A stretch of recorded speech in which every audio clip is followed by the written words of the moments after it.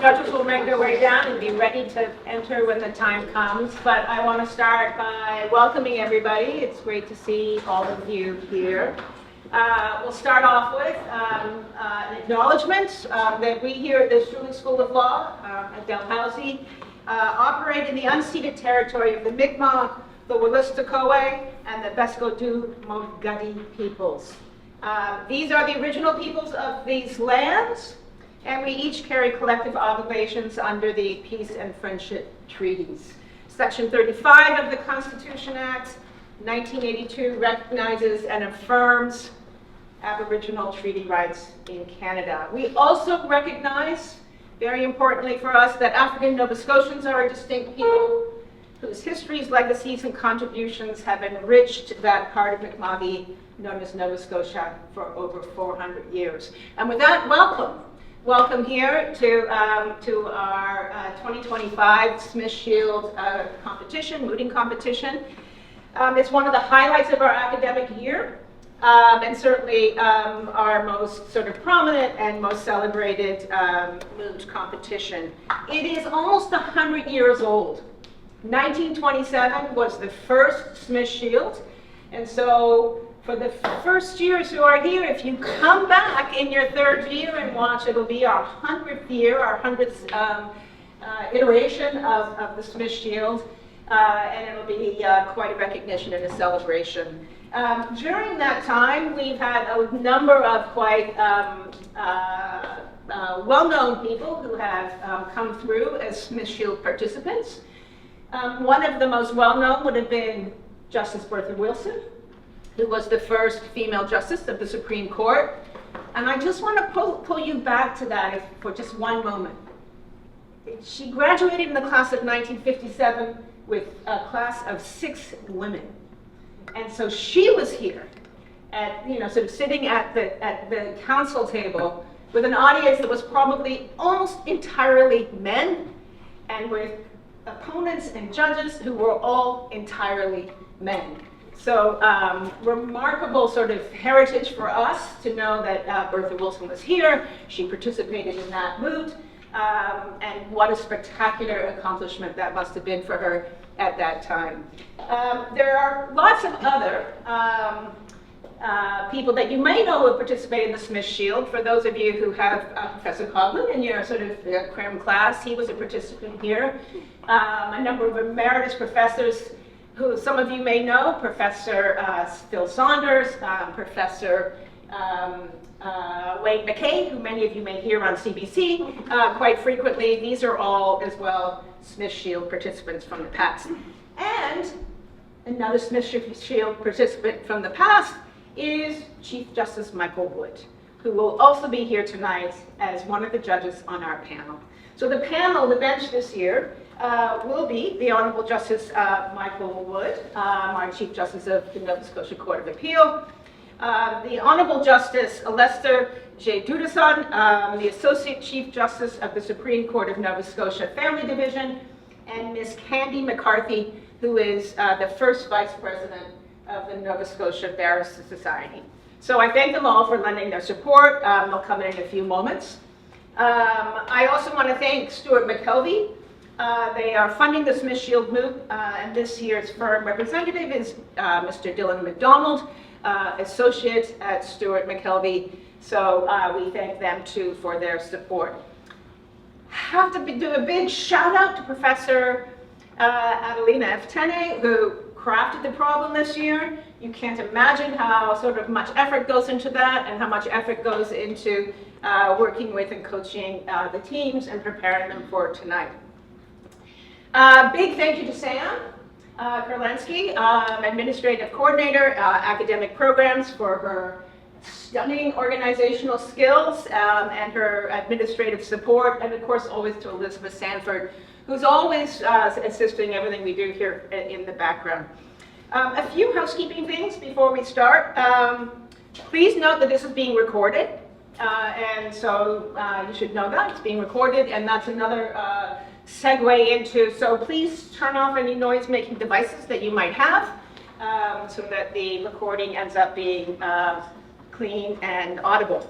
How will things unfold this evening? Once I stop, which will be any moment now, I will ask our court crier to come up and begin things officially. Once the mooters have completed their submissions, the judges will retire, they will deliberate, they will come back in and announce the winners. Following that, there'll be photos, and then following that, there'll be a reception in the faculty lounge, and anybody who's here is welcome to attend that. And now, I guess one of the most important pieces is just to say good luck to our amazing participants this evening, to Sean, Mary Jane, Sophia, and Julie. They will be our appellants and our respondents for the evening. And with that, enjoy, and I'll let the court crier take over. Thank you.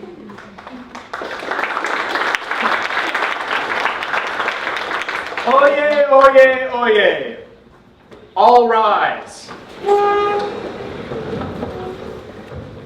This sitting of the Supreme Moot Court of Dalhousie at Halifax, to the Honorable Justice Michael J. Wood, Honorable Justice R. Lester Jadewison, and Miss Candy McCarthy now presiding, is open. All persons who have anything to do with it, draw near and give your attendance, and ye shall be heard. God save the Dean. Please be seated.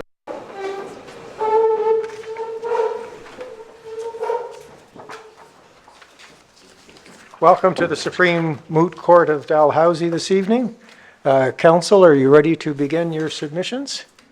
All right, I can assure you that the panel has reviewed your materials and we're anxious to hear what you have to say, so please go ahead. Fantastic. Good evening, Chief Justice Wood, Justice McCarthy, and Justice Jadewison. My name is Mary Jane Sexton. I use she, her pronouns. My co-counsel is Sean Courtney, and he uses he, him pronouns. Together, we appear on behalf of the appellant, His Majesty the King. My friends Sophia King-Gillis and Julie Tremblay appear on behalf of the respondent, Mr. Jerry Brown. The facts of this matter are set out on pages 5 through 7 of my factum, and unless this honorable court would like me to recite the facts, I propose that we proceed directly to argument. Go right ahead to the argument. Thank you. Thank you. The Nova Scotia Court of Appeal erred in upholding Judge Silver's decision to not admit Mr. Brown's confession where he admitted to the murder of his grandmother. This confession was obtained during the course of a Mr. Big operation and was later recanted. However, we submit that this confession ought to have been admitted into evidence, and my co-counsel will address that in his submissions. Now, the Nova Scotia Court of Appeal erred further by not allowing this appeal to be heard at that stage due to a lack of appealable error of law. The Nova Scotia Court of Appeal was wrong. We have found 2 errors of law in Judge Silver's decision, rendering this matter appealable.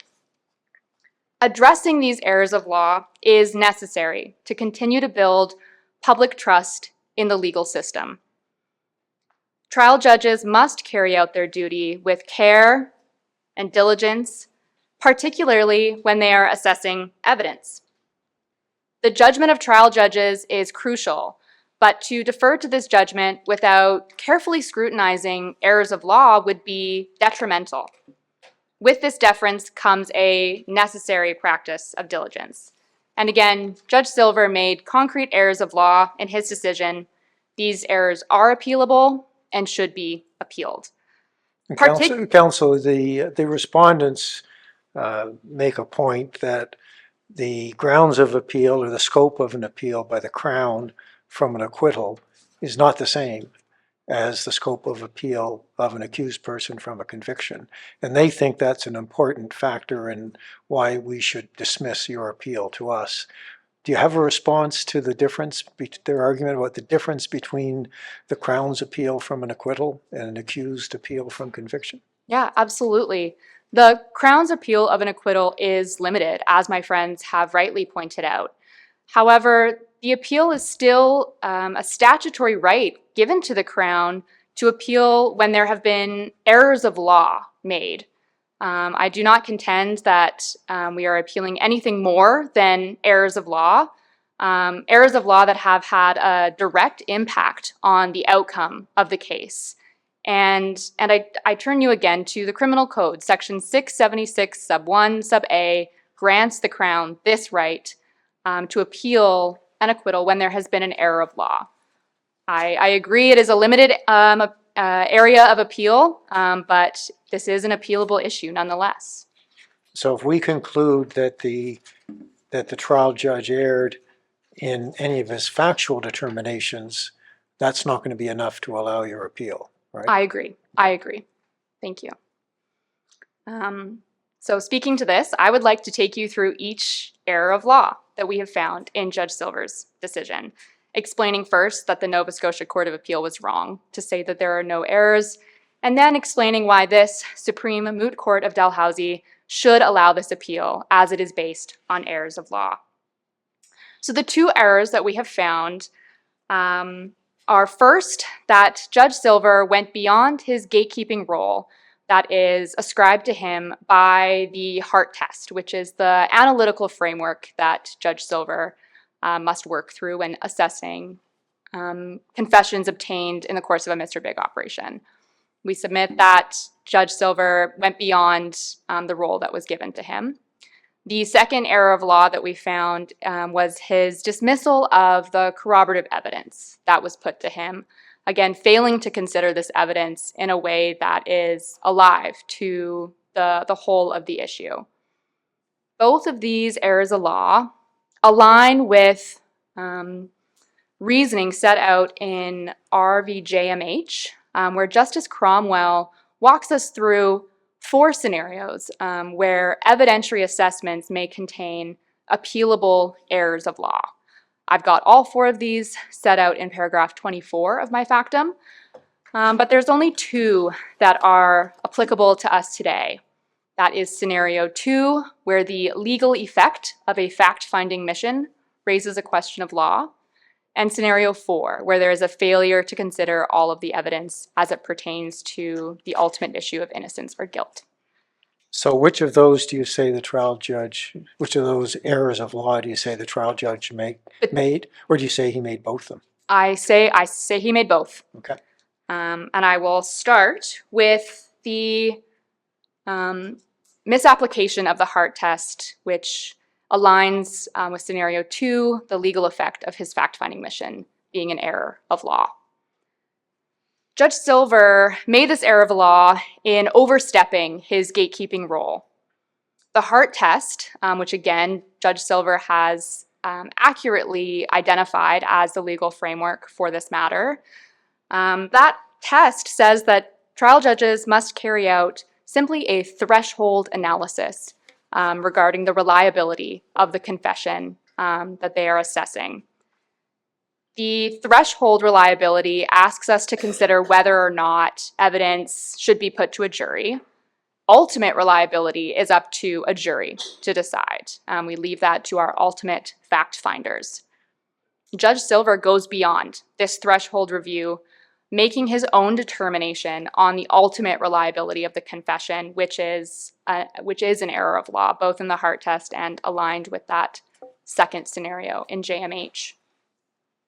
Now, Justice Moldaver in Hart recognizes that there is some overlap between understanding the ultimate reliability and the threshold reliability. And he recognizes this, and at the same time is very cautious in his instructions to trial judges to say, despite this overlap, you must respect the bounds of the role that I've given you, leaving that ultimate reliability analysis to the jury. Now we submit that he has, again, gone beyond that. My friends will say that, So well... you say he went beyond what the Hart test required. What do you say the Hart test required? Just a threshold reliability. In that first step of the Hart test, the prejudicial effect outweighing the probative value, all the trial judge is looking for is just this baseline threshold reliability. But taking into account this balance between probative value and prejudicial effect. Absolutely. Yeah. Yeah. Okay. Yes, that is the bounds that are placed on trial judges, and Judge Silver has on his own determined the ultimate reliability of the confession that was put to him, which is not part of the Hart test. Judge Silver discusses a jury and their possibility for propensity thinking, saying that there is no way a jury could really work through this evidence as it is put to them, finding that in his estimation, this is ultimately an unreliable confession. Now, Justice Moldaver offers some further guidance on this step of the analysis in RV Mack, which is a companion case that he heard as he was sort of working through this new Hart legal framework. And in Mack, he says that there may still be reliability concerns as a judge works through their analysis. And in fact, that's okay. If you still have some concerns at the end of your analysis, that does not then mean that you make your own ultimate determination on the reliability. Instead, it means you properly instruct the jury at the trial, helping them to work through the evidence as it is put to them. Again, clearly, Judge Silver saw some reliability concerns. He notes those in his decision. But instead of then going to properly instruct a jury at trial, he makes an ultimate decision on the reliability, which again is an error of law. So simply put, you're saying that he usurped the role of the jury? Absolutely. Yeah. Thank you. Yeah. Thank you. So one error of law is enough to appeal an acquittal. And the justice system should not and cannot uphold decisions that are based on errors of law. This is not in the best interest of the proper functioning of the justice system, nor is it in the best interest of the public. The public are asked to place their trust in the system, and errors of law break that trust. Now, if we are wrong on that first error of law that we have identified, there is a second error of law that I have identified in Judge Silver's decision, and that is his dismissal of the corroborative evidence that was put to him. This corroborative evidence includes the hammer, the alleged murder weapon, and the location of the hammer. Both of these were identified in Mr. Brown's confession. Dismissing this evidence, as Judge Silver has done, is an error of law. It is not accounting for the entirety of the Hart analysis, and it falls under that fourth scenario identified by Justice Cromwell, where dismissing evidence as it is. Well, when you say he dismissed it, he referred to it. Absolutely. So I'm not quite sure I understand what you mean when he says he dismissed that evidence. Yes. So under that fourth scenario, under Justice Cromwell's guidance in JMH, he notes that the dismissal of evidence is not necessarily a full sort of ignoring of the evidence. A judge may absolutely make note of the evidence put to them, and yet still could fall under that category as they do not assess the evidence as it is alive to the whole situation before them. But wasn't the problem with the hammer that no one could say with any degree of certainty that it was the murder weapon? There was no DNA evidence associated with it. And the best that the witness who testified about it could say is that it could have been the murder weapon? That is correct. That is a concern that was raised by the trial judge at this stage. And perhaps I will leave further questions regarding the specifics of the hammer to my co-counsel. Okay. In this case, what I seek to address is the error of law really present in the dismissal of this evidence as it relates to the whole issue at hand. But counsel, if I may, Absolutely. just what do you say to your friend's argument? It's in I think paragraph 62 of the respondent's factum, and they address square on the issue of corroborative evidence. And what your friends say, they say it makes sense to consider corroborative evidence at the first stage because it asks the Crown to show their work to discharge the presumption of inadmissibility on the confession. And then they go on to talk about the first step. And then they said, Paragraph 63, Judge Silver correctly asserted corroborative evidence has no place in the abuse of process analysis. This is informed by Justice Moldaver's justification, creating a new law, common law rule of evidence. So what they're saying is, as the Chief said, Justice Silver considered it in the first stage, but it was proper to not consider it in the second stage. So what do you say to that argument? To that I say, as Justice Moldaver established this new common law test, he had three concerns that he was seeking to address with Mr. Big Operation Confessions. Those concerns are the danger of the unreliable confession, possible prejudice, and police misconduct. Justice Moldaver says that there is overlap between these concerns, and we contend that the assessment of the evidence put to Judge Silver must also address the overlap of these concerns, taking into consideration a holistic understanding of the test, as Justice Moldaver is pointing us towards. To not assess the corroborative evidence throughout the analysis would be contrary to this purpose set out by Justice Moldaver as he describes this test and what he is seeking to achieve throughout this new analysis. So would you say they're right? Because what they say in paragraph 62 is the respondent does not take issue with the inclusion and assessment of corroborative evidence at the first stage of the test, but then they say Judge Silver correctly asserted corroborative evidence has no place in the abuse of process analysis. So are they correct on the law on that point?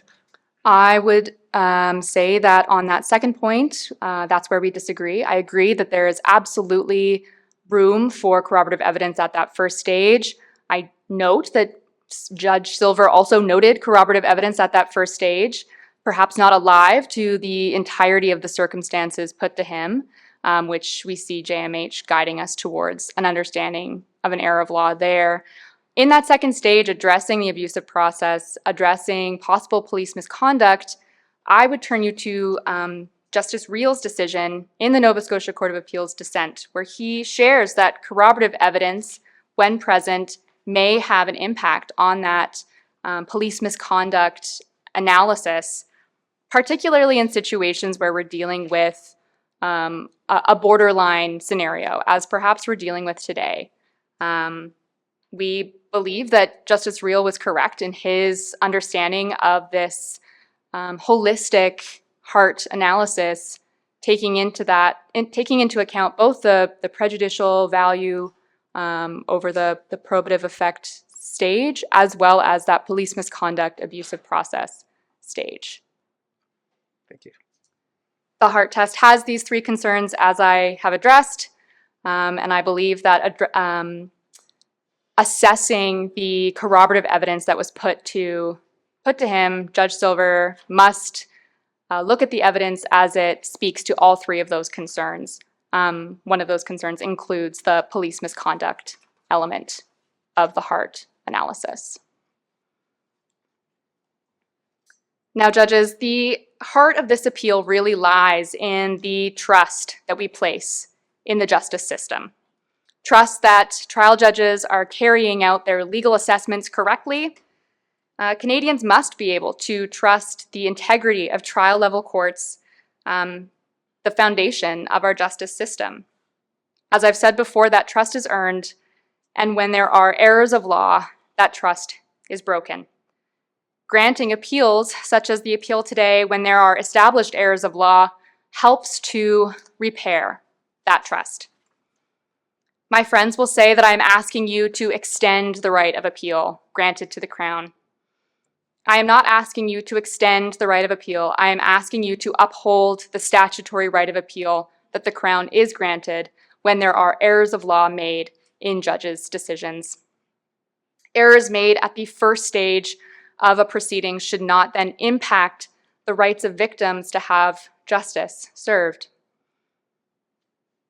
I now ask the Supreme Moot Court of Dalhousie to allow this appeal, as it is based on two errors of law made by Judge Silver in the lower court. These errors of law have directly impacted the acquittal of Mr. Brown. Allowing this appeal ensures that Canada continues to move towards upholding legally sound outcomes for victims of violent crimes. Thank you. And what remedy are you asking for if we allow the appeal? I will turn that one to my co-counsel. All right, thank you.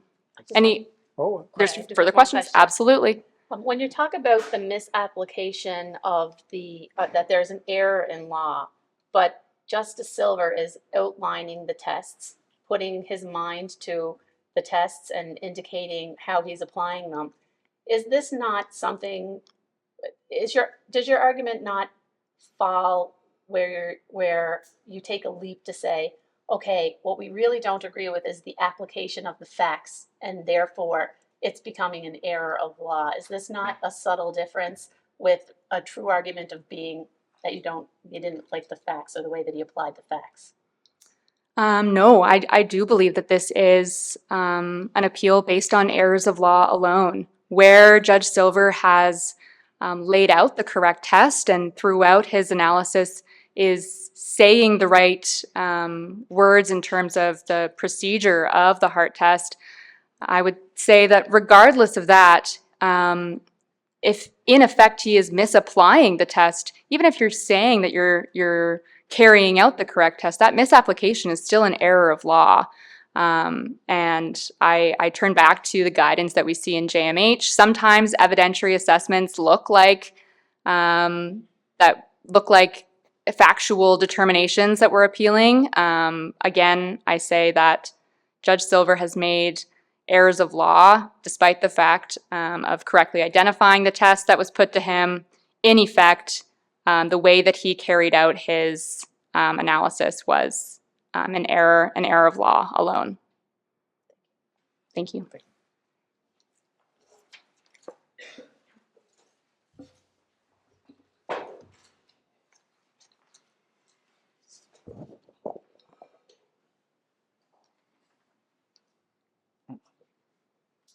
Good evening, Justices. Justice Dason, Chief Justice Wood, and Justice McCarthy. My name is Sean Courtney, and for the Crown, I represent the arguments for the second issue.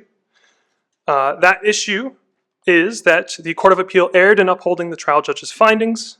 The trial judge made several errors in evaluating the common law test from Hart, and if applied correctly, Mr. Brown's confession ought to be admitted to trial. That is the remedy that we're asking for the acquittal to be overturned, for the evidence to be admitted, and for this matter to be remitted back to trial in the Supreme Court of Nova Scotia. That's an important distinction that I want to make today before I begin my argumentation, is we're not even asking this honorable court to consider whether or not Mr. Brown is guilty. We're just asking to consider whether or not the jury should hear this evidence. And that's significant because instead of asking beyond a reasonable doubt, does the evidence confirm beyond a reasonable doubt that Mr. Brown committed the murder, we're instead asking, on a balance of probabilities, is his confession more reliable than it is not, considering the evidence that we located because of it? This case is about Mr. Big operations. It's about a unique tool used by Canadian police since the 1980s that has resulted in the solving of hundreds of cold cases, has brought justice to victims of violence, and it has put perpetrators, dangerous offenders, where they should be to protect Canadian society. And has it also been criticized for being potentially an avenue for wrongful conviction? Absolutely, Chief Justice Wood. Right. It has been criticized for being an avenue for wrongful conviction. In fact, prior to Hart, the accused had very little avenue to recant their confession. The confession was almost always heard from the jury because it was an exception to the hearsay rules if they were making it as they did in the Mr. Big operation. And so Hart came in place to set these guidelines for judges to consider the operation holistically to decide whether or not that evidence should go before the jury or not. What Hart didn't... And to increase the bar the Crown has to get over to admit that evidence. Absolutely, yes. The first stage of the Hart, the probative versus prejudicial value, this burden is on us. I just want to note that the second stage, the abusive process, the burden is on the respondent to advance that the police in this case were involved in an abusive process.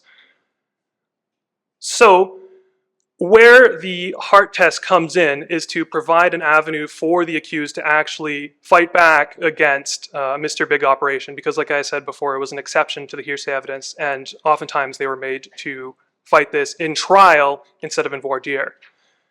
Now, What Hart did was it said about those rules, but what it didn't do was it didn't apply strict limits to who police can investigate or how police can investigate.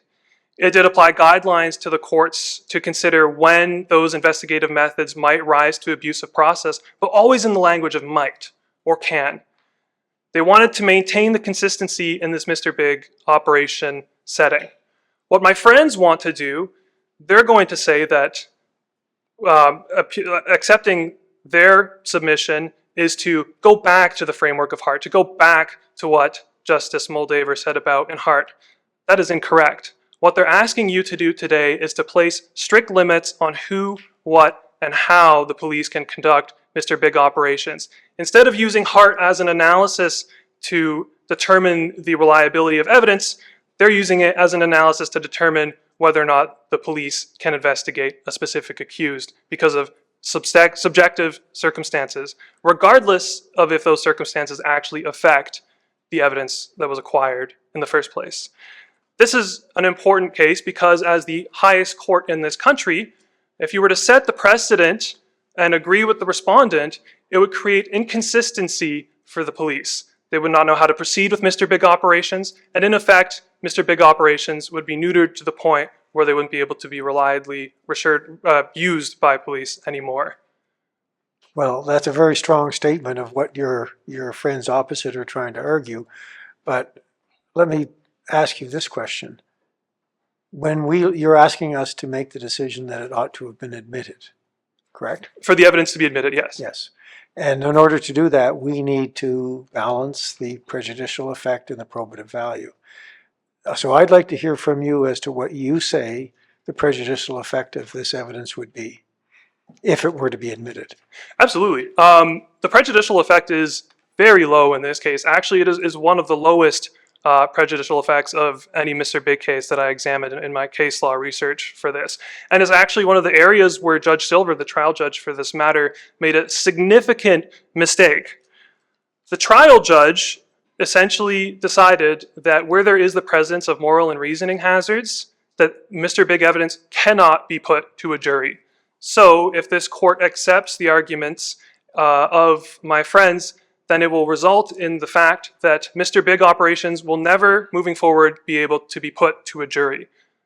Judge Silver decidedly, in evaluating the prejudicial effect, said that the moral and reasoning hazards are present, and this is unacceptable, and therefore it cannot be put to a jury. But that's not what Hart says.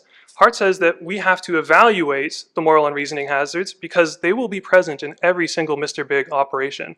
The very nature of Mr. Big operations is that the suspect is being induced into a criminal organization. That is part and parcel of every single Mr. Big operation, and Hart was open to recognizing that. They also gave judges tools to winnow out evidence that may seem extra prejudicial or give instructions to the jury to outweigh that prejudicial effect. And even then, the prejudicial effect of this investigation, Operation Eagle, is extremely low. Mr. Brown was asked to move boxes.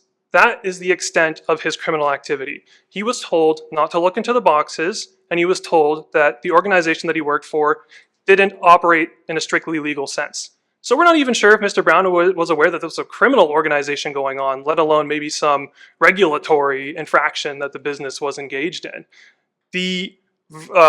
This is also taken into account and in comparison with the charge that Mr. Brown is facing that is going to be put before the jury, which is extremely high. He's being accused of murdering his grandmother. Now, this problem has been looked at in other cases as well, like in R.V. Moyer, where the judge said it's not difficult for the jury to distinguish between somebody simulated box moving for criminal activity versus what they're charged with, which in this case is a murder. Can I ask you a question? I mean, let's say we agree with you that perhaps Justice Silver usurped the role of the jury and should have let this go, but you made a very eloquent opening comment about the big picture, and there's lots of people here that are interested in this case, so the public is interested, and we're one of the things we're being asked to do is to condone the police conduct here. And you say something, it's in paragraph 21 of your factum, it says, "We do not ask the Supreme Moot Court of Dalhousie to take reviewing an acquittal lightly. Ensuring that individuals are not subjected to multiple prosecutions after an acquittal is vital to the fair and effective operation of the Canadian justice system." So I assume you would agree with that. But in this particular case, and I'm being really open with you, counsel, here's the problem I have in the big picture. We're being asked to condone what the police did here. And, they charged this fellow with really no evidence. They acknowledge that. Arguably, they may not have even had reasonable and probable grounds because there was no DNA. They may have had motive, but they rushed to charge him. And then they conclude they're going to stay the charges, that they don't have sufficient evidence. So they decide to stay the charges. And then 5 months later, I'm not sure why the delay happens, but the RCMP initiates the Mr. Big operation, Operation Eagle or whatever it's called. And they have the goal of regaining this fellow's trust, gaining his trust. They do 81 scenarios. It lasts over 6 months. So, and this person has some vulnerabilities. He has substance abuse issues. They give him alcohol. And at the end of the day, we're asked to basically put this confession to the jury. What happens? Maybe members of the public would say, let's say he never changed his statement. Let's say he never gave a statement. They charge him. They drop the charges. They stay the charges. They spend 5 months not doing anything and another 6 months doing this operation. What happens if he never admitted that he, harmed his grandmother? Do we want individual members of society being faced with that kind of police conduct? There are several questions Yeah. in that analysis. To answer the first one immediately, Hart explicitly allows police to make this kind of conduct. That is the only binding decision on this Supreme Moot Court is Hart, and Hart explicitly allows for this type of police conduct to exist in the Canadian context. You said the police had no evidence to bring the charge, and that this is Well, they concluded they didn't. They didn't have enough evidence to go to trial. The accused was the last person to see his grandmother alive. He was the first person to find her dead. He's the only person with a motive. His neighbors had testified to the fact that he fought frequently with his grandmother. He was seen the night of the murder fighting with his grandmother and then running away from the home. And he has virtually no alibi. And now he has confessed to the murder, accurately matching the details, and he has led police to a new element of the crime that has blown this case wide open. This is the finding of the hammer in the lake, where he said he deposited it after using it to kill his grandmother, is the biggest step forward in this case that has happened since the start of the case. With respect, why do they then stay the charges? Because it says in your factum, the charges were soon stayed due to insufficient evidence to proceed to trial. They didn't find any DNA evidence on his clothing or body. The murder weapon was not found. Why didn't they just do the Mr. Big operation and continue to see what evidence they get? Why'd they stay the charges and then wait 5 months? That's the problem I'm having. I can't speak to why the RCMP decided to pursue it in this way, but there's no issue of double jeopardy here because the accused never went to trial. We have here the system autrefois acquis or autrefois convict. The accused did not face trial. He was not convicted, nor was he acquitted in this situation. And so the police, realizing that they didn't have enough evidence to go to trial for this brutal murder, wanted to secure proper evidence, and now they have it. We have a confession from the accused saying explicitly that he killed his grandmother and that he deposited this hammer that he had used to kill her in the lake behind her home. That goes to the first part of the analysis, which is the probative value of the hammer versus the factors involved in the Mr. Big operation. Mr. Brown was a person in bad circumstances. As you mentioned, he had substance abuse issues. He was unhoused for a long period of time, no stable family situation. He didn't have any friends. The Mr. Big operation built a relationship with him. Indeed, they did use alcohol at some points, but at no point was alcohol used in the pivotal moments of the Mr. Big operation. It was not used to induce him into making the confession. None of these vulnerabilities actually point to a false confession in this case. And what little evidence these vulnerabilities have towards the false confession is totally outweighed by the value of the hammer. As Justice Reel put in the court below, the chance of us finding the hammer, exactly as the accused described, meters from the crime scene, is infinitesimal. I would love to have an expert mathematician come here and discuss the odds, what are the chances of finding a hammer, where it was found, but that's not the purpose of this. That should be heard in front of a jury. The lack of DNA evidence on the hammer, that should be put to a jury where we'll have our own examiners explain our argument. Was there evidence that the murder weapon was in fact a hammer, or was it simply a blunt instrument? The first post-mortem analysis said that the wound was consistent with a hammer. And so it's not 100% certain that it was a hammer. And we would love for my friends' expert witnesses to come and argue against our own expert witnesses. But once again, that's what the trial judge did in this case. He usurped his position. He made the ultimate finding when he said, and I quote, "There is no evidence that this is in fact the murder weapon," when in fact there are several pieces of evidence that this is the murder weapon. But on that point, wasn't your friend, and I say this respectfully, expressing criticism of Justice Silver for usurping the issue, the role of the jury by essentially ignoring the corroborative evidence? Now you're relying on Justice Reel, and Justice Reel says the chance of finding a weapon that matches the description of the murder weapon exactly where the accused said it was, and it being a coincidence, is infinitesimal. Isn't he doing the same thing? Isn't he usurping the role of the jury and making a conclusion that this has to be the murder weapon? As the Chief Justice says, isn't he doing the exact same thing you're critical of Justice Silver doing? That's a good point, but what it goes towards is the balance of probabilities here. We're looking on a balance, was this hammer deposited in that lake behind his grandmother's house by Mr. Brown as he said he did, or on the other side, was it just a random hammer there? Mr. Brown didn't even deny that the hammer was the murder weapon. So have we actually found the murder weapon here? Regardless, the probative value of this hammer is significant to the point where it should and does outweigh any minor evidence that the accused was induced into making a false confession, because there is none that goes against the hammer to that regard. Yes, the accused was in a vulnerable situation, but considering all the facts together, nothing shows that he made a fake confession so that he could have more alcohol. It doesn't show that he made a fake confession so that he can have more money. No, in fact, the confession that he made is confirmed by the discovery of that evidence. Can I ask you this? And I'm not trying to give you a hard time. Absolutely, go ahead. The reason I'm asking this is I'm struggling with this, and I want you to be able to address it, and out of respect to you, give you the chance to address it. But you said, it is worth noting, it's in paragraph 59, the accused did not deny that the hammer was in fact the murder weapon. Aren't you putting that person in an impossible situation? Because what else could he do? If he denied that the murder weapon was the hammer, then presumably he would know what the murder weapon is, because he would have been the murderer.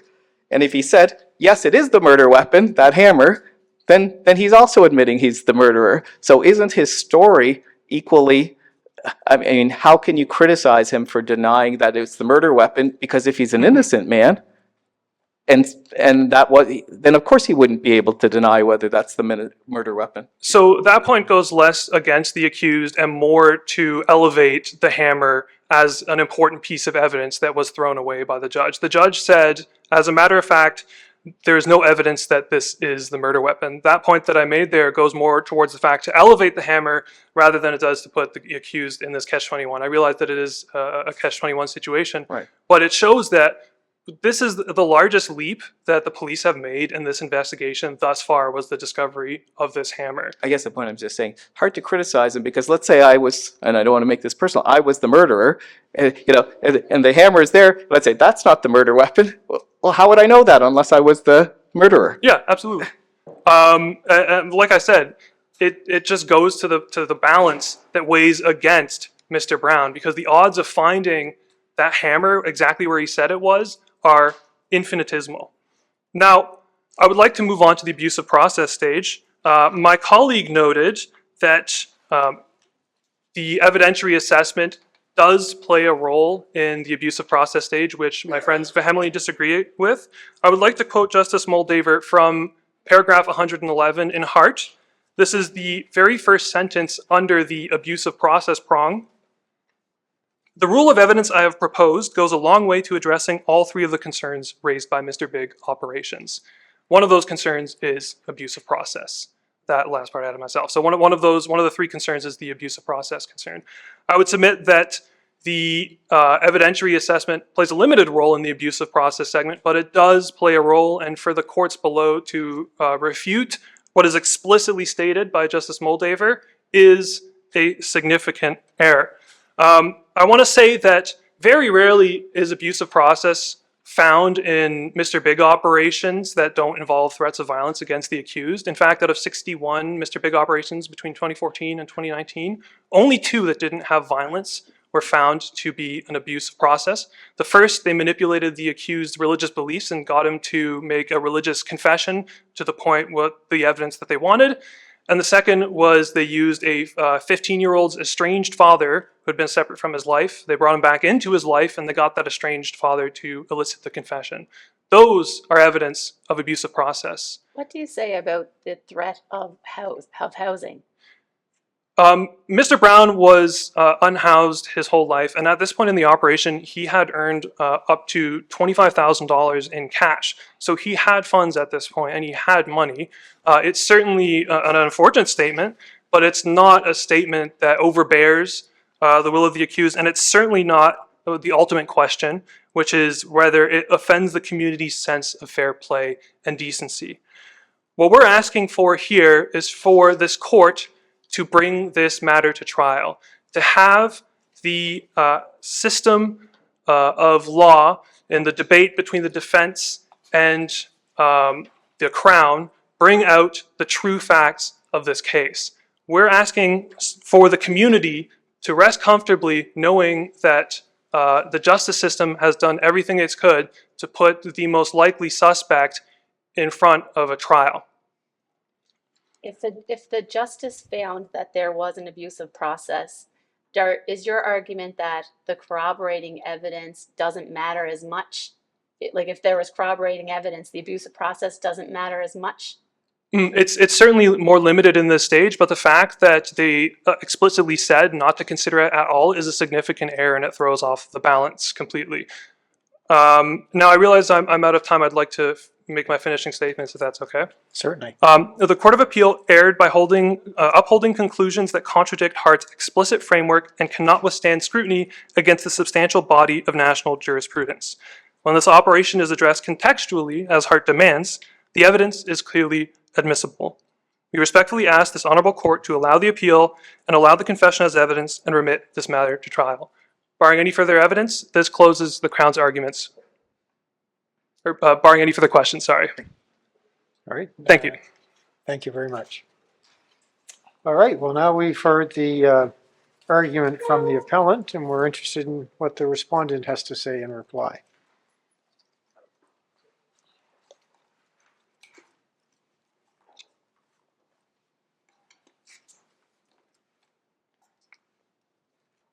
Can I proceed? Yes? Good evening, Justices. My name is Sophia King-Gillis, and I use she, her pronouns.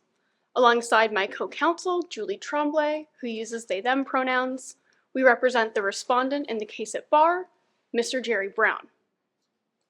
We ask that this court dismiss the appeal and uphold the correct findings by both Judge Silver at the lower court and the Nova Scotia Court of Appeal in their determination that there are no errors of law pure enough to fall under the Crown's right to appeal under Section 676 1A of the Criminal Code. Justices, this appeal is about balancing 4 key factors. First, the ability of the police to conduct fair and complete investigations that fairly investigate and adjudicate wrongful crimes when they are committed. The Crown also plays a role in the adjudication, and so we want to ensure that they have the ability to bring forward and adjudicate these crimes as required. However, it carries another 2 balances, and that is the balance between the accused in order to have a fair trial and also to be investigated fairly And finally, it looks at the specific conduct of trial judges where appropriate, where they have made mistakes, and ensures that our courts of appeal are able to review their decisions, apply the appropriate law where there has been an error, and ultimately come to a fair determination. There is also a second principle that I would like the bench to keep in mind throughout my argument. There is no principle of parity between the right of an accused to appeal and the right of a crown. And most importantly, there is no such concept at law as an unreasonable acquittal. There are no errors to be found in Judge Silver's analysis, and I'd like to begin with the second error that my friend has alleged under the abusive process framework. I'll refer to this error as the abusive process error going forward, though I do want to be clear that we do not believe any errors have taken place, and these arguments are being made in the alternative that this honorable court decides that there have been errors committed by the lower court. Now, my friends have contended that it was a strong and reprehensible error of law for Judge Silver to dismiss the corroborative evidence under the abusive process stage. However, there are two main problems with this court endorsing that line of thinking. First, it was not the intention of Justice Moldaver in Hart to provide a corroborative evidence analysis under the abusive process stage. He is clear about this throughout. And my friends are absolutely correct to point to the contextual circumstances, because that is precisely how this court should view the judgment in Hart, contextually. My friends have pointed to paragraph 111 of Hart for this reasoning. However, I would point this court to several other paragraphs that come after under the abusive process framework, where Justice Moldaver is clear that he should not be taken as suggesting that police misconduct will be forgiven so long as a reliable confession is secured. He is also clear that the doctrine is... Which paragraphs are you referring to? That particular quote is from paragraph 112. Mm-hmm. I will also be citing paragraph 113, 100, and 120. So at paragraph 113, Justice Moldaver is clear that the doctrine is intended to guard against state conduct that society finds unacceptable, which threatens the justice system. And then he follows this by saying at paragraph 120, in order to take complete account of both issues, two legal tools are required. One that looks directly at the evidence, and one that serves as a check on the conduct of the police. So from a fair reading of Justice Moldaver's reasons, it's fairly clear that corroborative evidence should not play a role. But there's a second prong to why this court should not endorse that. And that is mainly because of the inconsistency in the law that this brings up should you endorse my friend's position. I want to note that the abusive process analysis can be done as the first stage or as the second stage of the analysis. In essence, it is a somewhat reversible test. And while the onus is ultimately on the defense to show that an abusive process has taken place, a finding of abusive process, as Judge Silver factually found in the case at bar. So is the finding of an abusive process a legal finding or a factual finding or a mixed fact and law finding? It would be a mixed fact and law finding at best. In particular, it would be an error that implicates the facts because we're looking at the specific conduct of the police. And so in order to go, or for this court to go back and look at the analysis that Judge Silver has done and say that, you may have decided in the moment that there was abusive process, despite being in the best position to review the evidence, despite being ultimately the person who is receiving all of the evidence.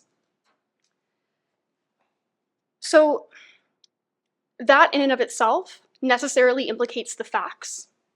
And so if you decide that there is an error, it would implicate the factual finding that an abusive process has taken place, which undermines the Crown's right to appeal because it is only on pure errors of law. Okay, can I just ask you a question about that? Like in paragraph 50, I'm struggling with this, so help me out with this. Sure. You say, where a trial judge did not commit an error of law within the meaning of section 676(1)(a) of the Criminal Code, then the Crown has no right to appeal against the acquittal, however surprising, even unreasonable, they find Judge Silver's analysis. So are you saying to us that if we find that Judge Silver's analysis was completely unreasonable, there's nothing we can do about that? Our position is that, unfortunately, it is that there are no pure errors of law that would arise, allowing this court to hear the appeal in the first place.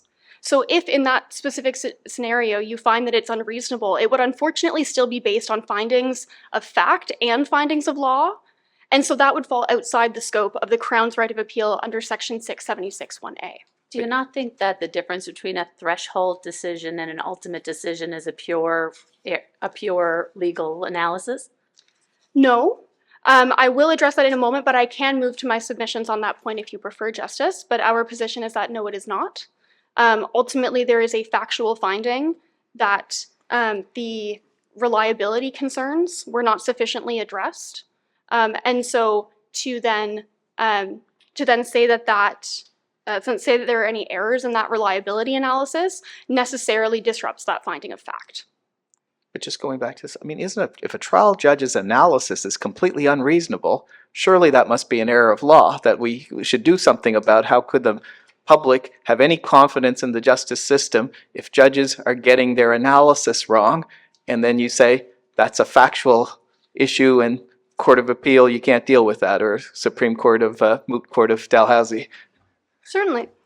So there are a couple of things that I'd like to just quickly discuss. So when we're talking about the threshold reliability analysis that my friends have said has been usurped by the trial judge, I just want to point to the fact that he has to consider what a jury would think.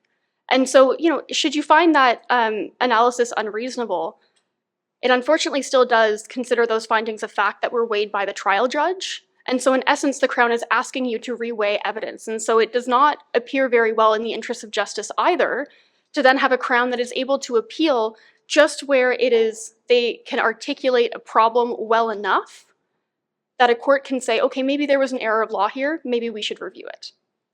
While it's appropriate in some cases where there are clear errors of law, and JMH is fairly straightforward that usually errors of law are clear,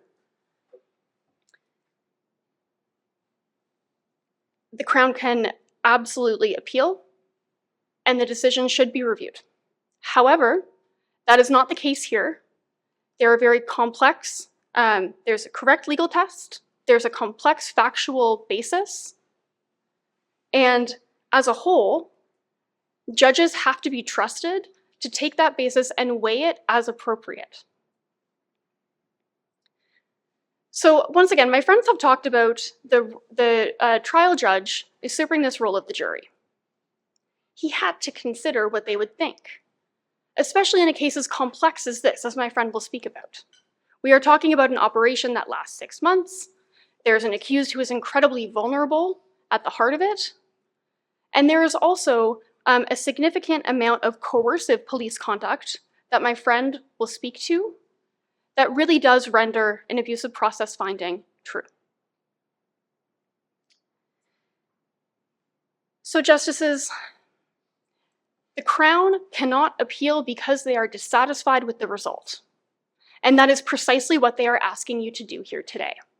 They are saying we are dissatisfied that Judge Silver has made a determination that we, as the Crown, have not alleviated his concern to a point where there may still be concerns that are there, but where he would be comfortable putting that information to a jury. We have a Crown who is alleging a mistake in an error, supposedly, that is truly just a judge correctly identifying that there are two distinct parts that make up a whole of the heart test. And in doing so, this court has an obligation to afford deference to a trial judge's findings. Absent an error of law, an error of pure law, nonetheless, we are not able to hear this appeal. And finally, we are also obligated to give Judge Silver a fair reading. JMH is clear at paragraphs 31 and 32 that courts of appeal must be careful in reading a judge's reasons as to not specifically pick out errors that have been alleged just because they have been alleged to be errors. We must be careful. But on the other hand, our job, is it not, is to scrutinize the decision to determine what, to our interpretation at least, what the judge decided and determine whether that's an error of law. You can't give the judge a pass if we think there's an error of law. No, and we certainly agree with you on that point, Chief Justice. However, in the case at bar, I would point to several different factors. So, Judge Silver refers to Hart several times throughout his analysis. He also correctly identifies the onus on the Crown for prejudicial and probative value and on the defense for the abusive process. He identifies that his role is simply to determine on a threshold basis whether or not this evidence should be given to a jury. And then he proceeds to let Hart inform his analysis. He not only identifies the correct law, but for example, with age, that's a requirement that will cause reliability concerns. And so for him to note that in Hart, they say this will cause reliability concerns, and then for him to articulate the concerns with the accused's age, is precisely the way that we want this test to be applied, because that is how it is designed. That is how Justice Moldaver structured it. And it is not an error of law to be going back and looking at an analysis that is done correctly. However, Justice, I do absolutely agree that there should be scrutiny where required, and where courts do identify an error of pure law, it should be appealed. That is just simply not the case here. Is a trial judge making a determination of ultimate admissibility rather than threshold admissibility on the voir dire an error of law? No, it is not. What is it? It would be at best an error of mixed law and fact, considering that the appellants and the respondents both agree that the law is identified correctly, and the misapplication or misapprehension of the law that is required under the second prong of JMH is simply not present when you give Judge Silver a fair reading, because he's once again identifying his role, identifying the correct test, weighing the factors, and so ultimately, a finding that disrupts that is a finding of mixed fact and law at best, because it asks the court to reweigh the evidence that was applied using the correct law. And so my friends have said that in effect, this has resulted in the ultimate exclusion of evidence. But really, in effect, it's resulted in an outcome that the Crown is not satisfied with, because they were not able to alleviate the judge's concerns at the reliability stage. Let's say, hypothetically, we respectfully disagree and say that the issue of he was supposed to determine the issue of threshold reliability about whether certain issues should go to the jury, but he ultimately made that determination. And let's say we conclude that's an error of law. And your friends talk about he expressed reservations of sending things to the jury because the jury, I'm using plain language here, may not understand it. Well, juries deal with the most complicated murder trials where there's expert evidence and things like this. So let's say we conclude he should have given certain things to the jury, and that's an error of law. What happens as a result of that? Does that mean we have to send it back to trial, or what's the remedy?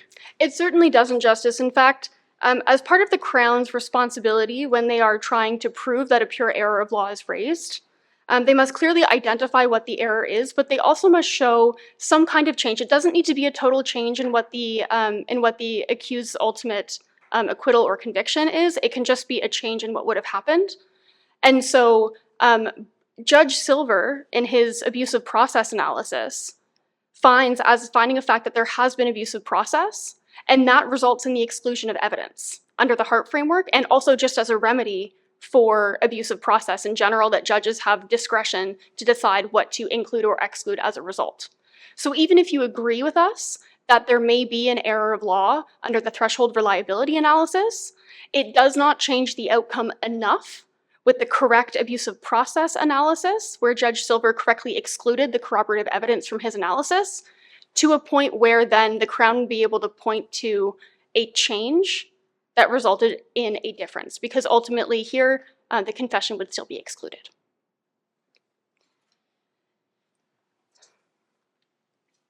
Now, ultimately, this comes down to whether or not your honorable justices are willing to endorse a precedent that is ultimately from a dissatisfied Crown. It comes down to this court's willingness to accept or reject the widening of the purposely and decisively narrow scope of the Crown's right of appeal under Section 6761A. And it asks to what end this court will uphold the rightful trust that we put in trial judges to adequately assess the evidence in front of them and determine, based on all of the evidence in front of them at that one time, whether or not the price of the confession is worth the cost to the accused. We ask you find that there are no errors of law, making this appeal unhearable. I rest the balance of my remarks on my submission, and barring any further questions, my co-counsel will carry the balance, though I do Justice have one. McCarthy. I have one question. Sure. With respect, I understand your argument to be that you don't even look at the corroborating evidence if there's an abusive process found. But is it not possible for a corroboration to be so great that it would negate that? So, for example, let's say the corroboration was to point someone to a body or to point someone to a murder weapon that did have DNA. Would that not change this? Are you saying Hart specifically says no matter what the corroborating evidence is, it's not relevant? Not necessarily, but what we are saying is that there is a time and a place to look at police conduct and a time and a place to look at the corroborative evidence. And so here, what Judge Silver has done is he's done both analyses as soon as he remarks that it may be borderline in his opinion. And so that would be the correct, in our position, correct approach by other trial judges in cases such as what you're suggesting, where there is really strong corroborative evidence that maybe should still be considered. But in and of itself, it should not be considered at the abusive process stage. Thank you.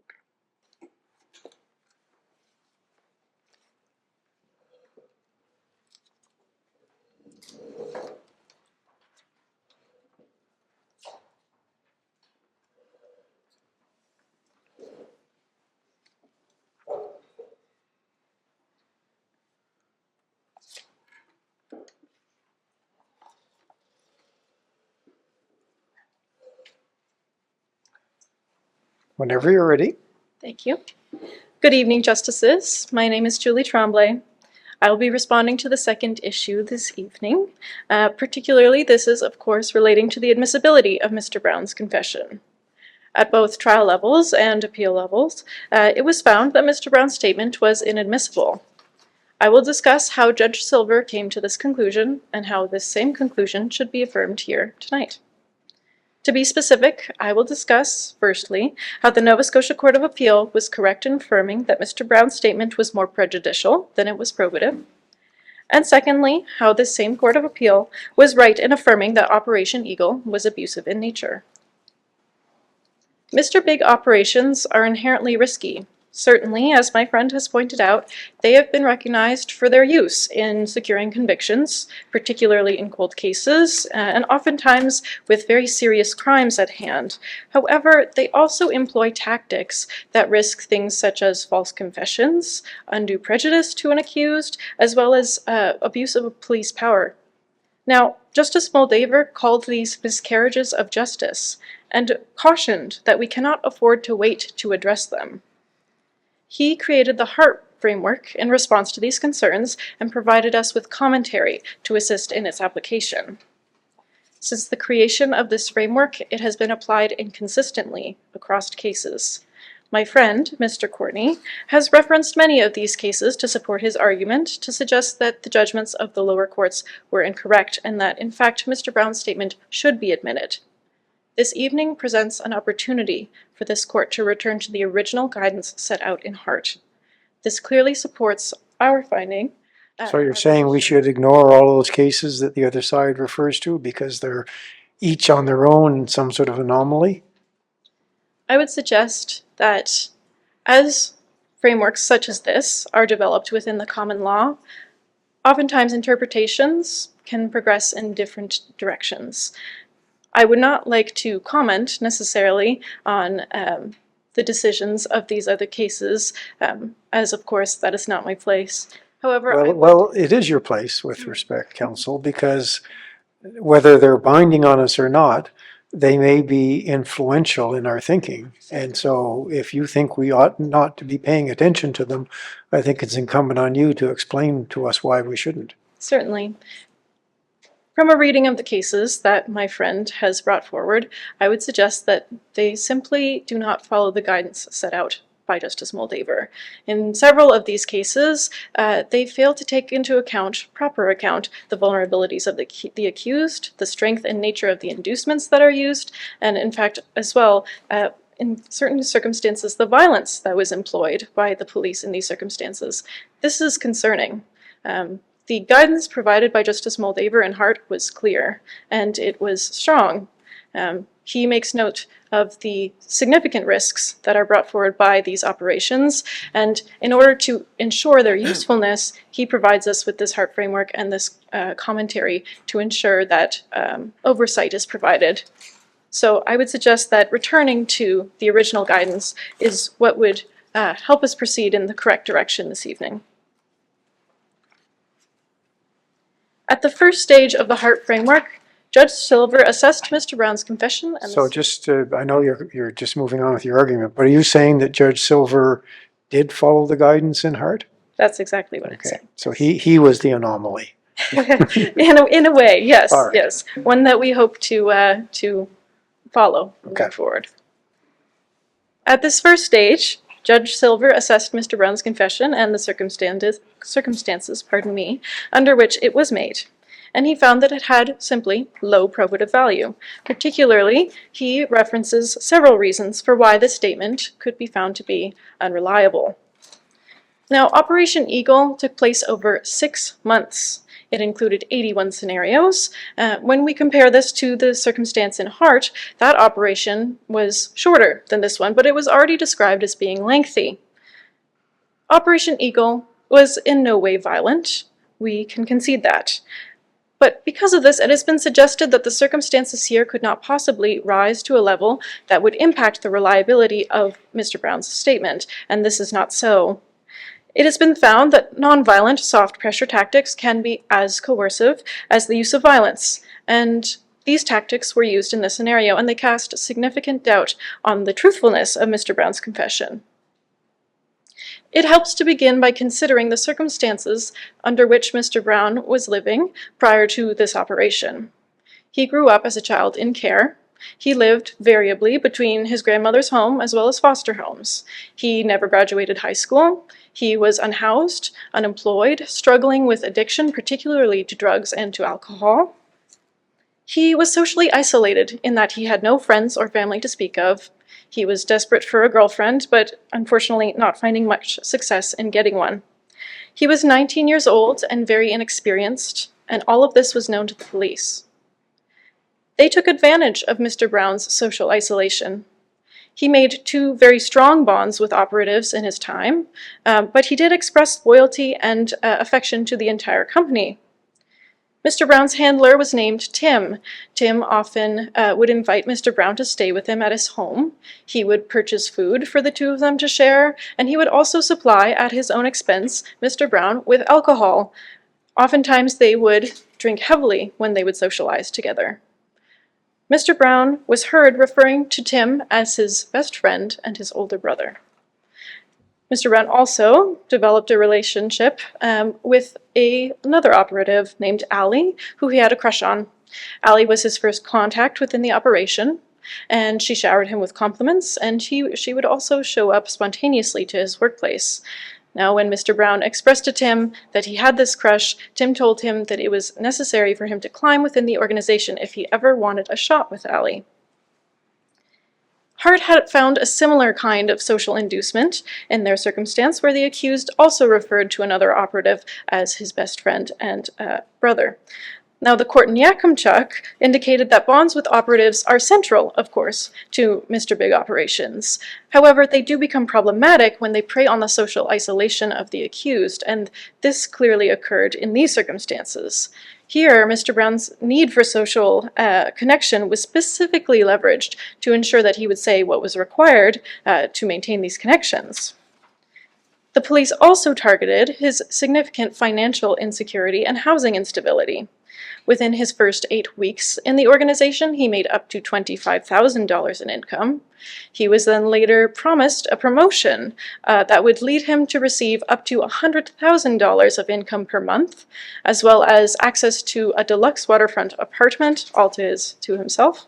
But this, of course, was only promised if he confessed to his grandmother's murder, thereby proving his loyalty to the organization. Well, it wasn't put to him quite that directly. He wasn't asked to confess to the murder, was he?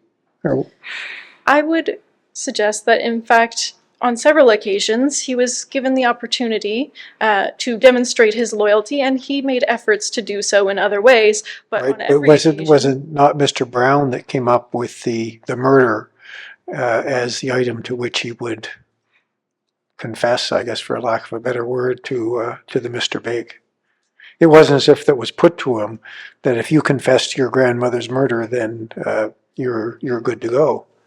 I believe it was the boss, in fact, who returned Mr. Brown at every circumstance to the issue of his grandmother's murder, and he, in fact, inquired about his reliability, although it's possible that my understanding is poor in that area with respect. It is my understanding, however, that on several occasions, while Mr. Brown attempted to demonstrate his loyalty in other ways, he was frequently declined, and he was told that if he did not return with the information that they were seeking, that he would not receive this promotion, and he would not, in fact, remain within the operation which he so desperately wanted.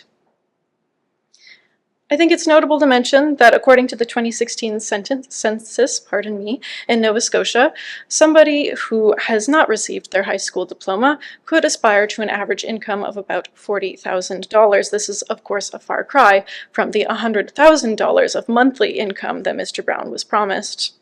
Can I ask you, are you really introducing new evidence before us in the appeal? And I had the similar concern in paragraph 55 of your factum, where you say bodies of water are regularly used to dispose of evidence and are a common sense option for disposal of evidence that wipes prints and DNA from the object.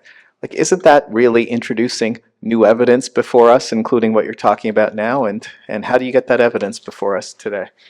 I would suggest that it's essential to consider the circumstances, particularly while using a framework that so heavily relies on social and academic research that has been used to ground the arguments put forward by Justice Moldaver.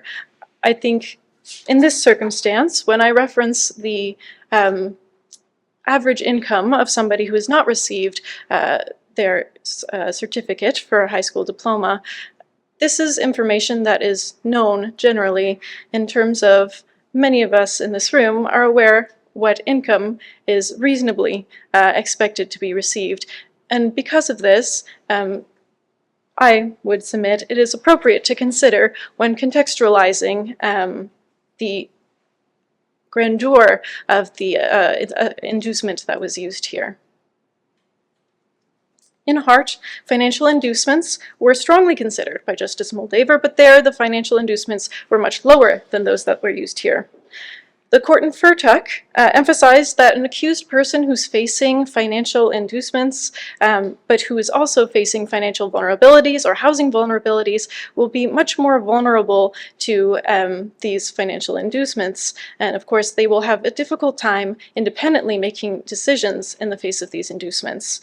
They also note that the worse circumstances this individual faces, the more likely they are to succumb to even relatively minor inducements. Here, Mr. Brown was both extremely financially vulnerable, and the financial inducements were also extreme in themselves.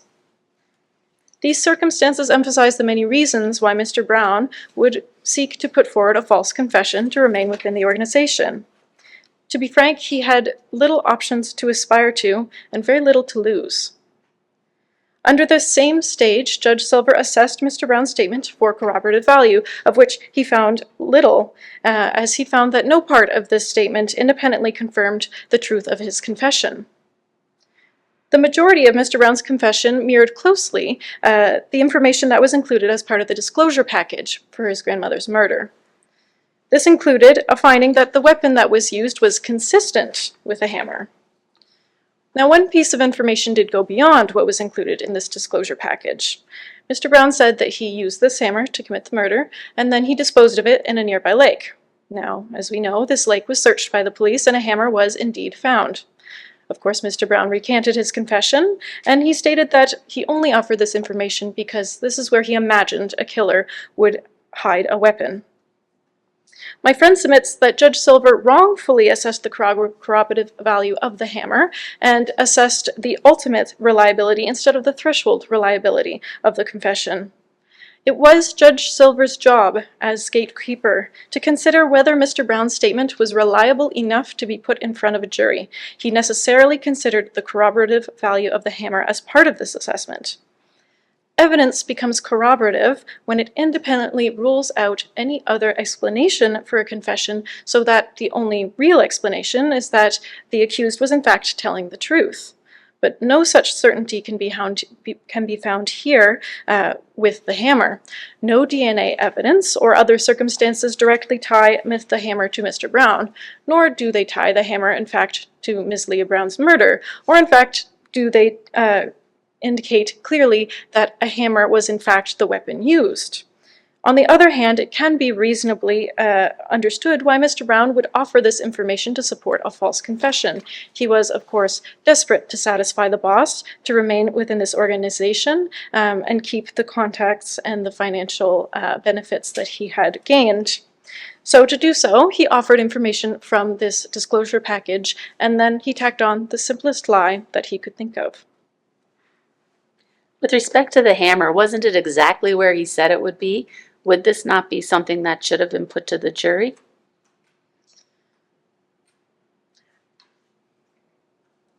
Well, it was certainly found in the lake. I think it's clear that there was no real corroborative evidence that tied this hammer to the circumstances here. Certainly, I shudder to imagine what other items could be found in that lake. I do believe that Judge Silver assessed this clearly and felt that it was not reliable enough to be put in front of a jury. And he did so in comparing with the other aspects within this stage of the test. Simply put, the statement itself was not reliable enough to be saved by what was offered here as low corroborative evidence. Did Judge Silver address the other potentially corroborative evidence relating to the scene and the information, I think you alluded to it a minute ago, that might have been in the disclosure, or that was in the disclosure, I guess I would say? I do believe he did address this, and he made mention, in fact, that this information could have been pulled by this disclosure. Mm-hmm. Was that? But is that enough to make it non-corroborative? Well, I would suggest here it's been recognized even within Hart that this information, when it can be confirmed elsewhere, for example, in this case, if Mr. Brown could have known this information elsewhere, that it does not offer much corroborative value because it does not represent independent evidence. Judge Silver then found that retelling the details of Operation Eagle to a jury would introduce a risk of tainting or distracting the jury from their ultimate assessment. We concede that the activities that Mr. Brown participated in were not violent in nature, but he did express a clear willingness to act dishonestly and to participate in illegal activities. While knowing that he was participating in a legal operation, he stated that he did not care and that he was done being honest. He also pledged his loyalty to the company and devoted himself to climbing within it. All the while, he never expressed any kind of hesitation or moral trouble with doing so. We submit that a jury hearing of this may feel inclined to believe that Mr. Brown would do or say all kinds of things to meet his own needs, and they may go so far as to allow this to cloud their assessment. Operation Eagle also involved up to 8 months of information collection as well as active operation. This involves a significant amount of detail, which would certainly need to be relayed to a jury. Comparatively, the details of Ms. Leah Brown's murder are short. A jury hearing these two sets of details could risk becoming distracted, which is another prejudicial risk. Well, this is not... Distracted in what way? I would submit that a jury hearing an overwhelming amount of evidence about Mr. Brown's involvement in this organization and the different ways that he wholeheartedly participated in their illegal activities would overwhelm what little detail can be offered surrounding Leah Brown's murder. In this way, they may find themselves tending towards returning to the details from Operation Eagle to supplement their understanding of the circumstances of Miss Leah Brown's murder. So in that way. Can't that be alleviated, at least to some extent, by instructions to the jury from the judge? Perhaps to some extent it might be alleviated.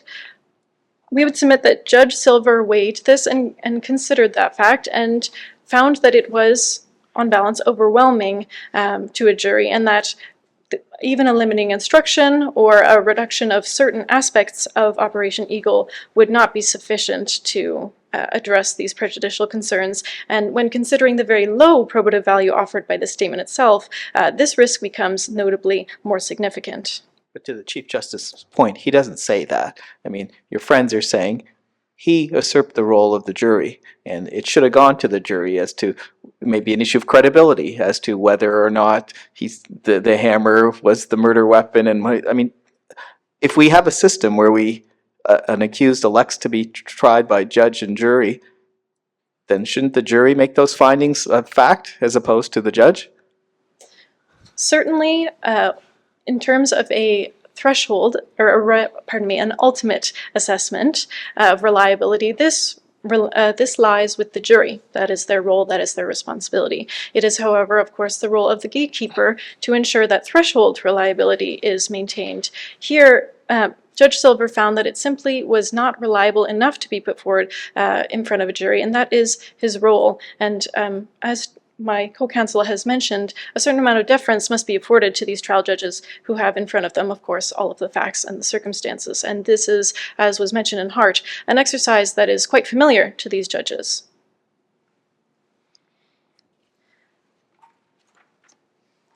Just being mindful of my time, I think I will allow my factum to speak for the second prong of the Hart framework, and I will continue with summations.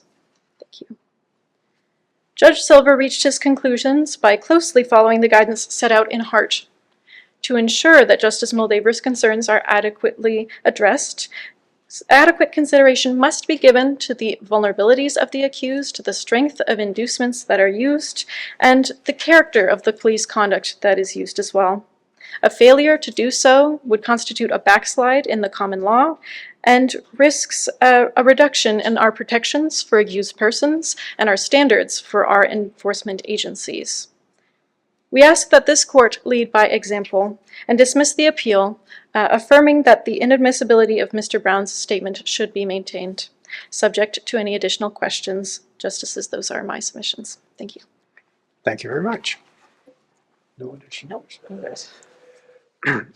All right, according to the rules of procedure of our court, there is an opportunity, if you wish to take it, to reply if you're the appellants. Do you wish to do so? No, Justice, we do not have a reply. All right, thank you very much. All right, counsel, thank you for your submissions. We will adjourn for a short bit and deliberate on what we've heard today, and hopefully be back with an answer to at least some of the questions in the not too distant future.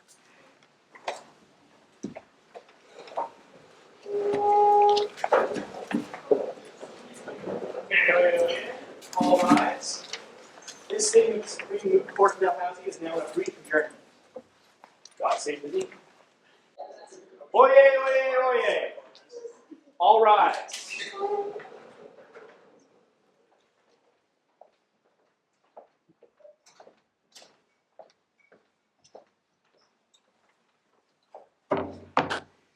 Thank you. Please be seated.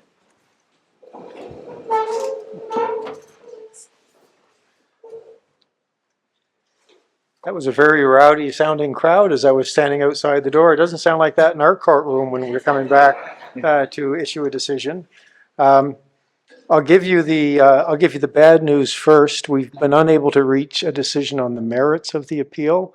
That will require further discussion amongst the panel members and unlikely to happen because one of the panel members is going to Cape Breton and the others are separating out. So you're not going to know what the actual answer is on the substantive argument. But before we get to the determination of the winners of the Smith Shield and the Leonard Kitts Award, I just wanted to say how impressed we were with all council and the work that you did and the submissions you made. It's not an easy format, and I think we may have thrown you a loop or two in our questions, but it didn't seem to throw anybody off. So just from my point of view, congratulations on a job well done, and the factums were very good as well. So I don't know if Justice McCarthy has any additional comments on that? No, I thought that, I was actually quite impressed the fact that you're still in law school, because I've had counsel on matters that didn't present as well or write as well as you guys all did. Justice Jesterdason? Yeah, I'll echo what my friends said. You all did a great job. I felt bad, Sean, that I thought you had the toughest argument, and then I was like, is Sean's parents here? Are they going to get me mad at me because I'm asking him tough questions? And I do only family law, so until probably this weekend, I thought Mr. Big was one of my daughter's chocolate bars that she brought back trick-or-treating, so I've learned a lot. Great, great. So now to the business at hand. As the dean indicated in her welcoming remarks, because I was listening at the door, I participated in the Smith Shield in 1981 when I was a student here. And I was the recipient of the Leonard Kitts Award, which is the award that goes to the people that don't get awarded the Smith Shield. And so I have a fond place in my heart for the Leonard Kitts Award, and I guess as my life has unfolded, it worked out okay for me. So we're first going to announce the people that do get the Leonard Kitts Award, and I appreciate that there might be an element of disappointment that you're not the Smith Shield winners, but we'll know in our hearts that we're in the same club. And before you even say that, I didn't even make it to where the four of you were, so I'm not even a second place loser. I didn't even make it, so to get here is fantastic. Everybody that got here, it's amazing. So the Leonard Kitts Award goes to Sean Courtney and to Sophia King Gillis. So congratulations to both of you.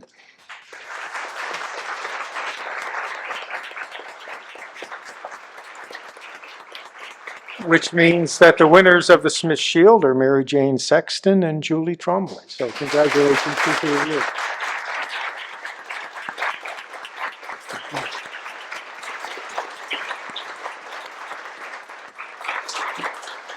And I can say it certainly was not an easy decision because everybody did so well, and it's very hard to distinguish.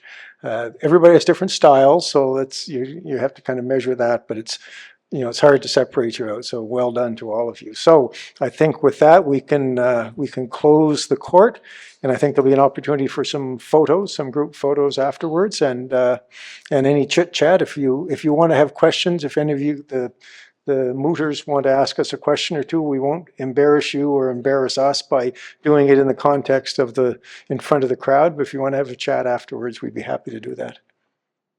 All right, we can close court. Thank you.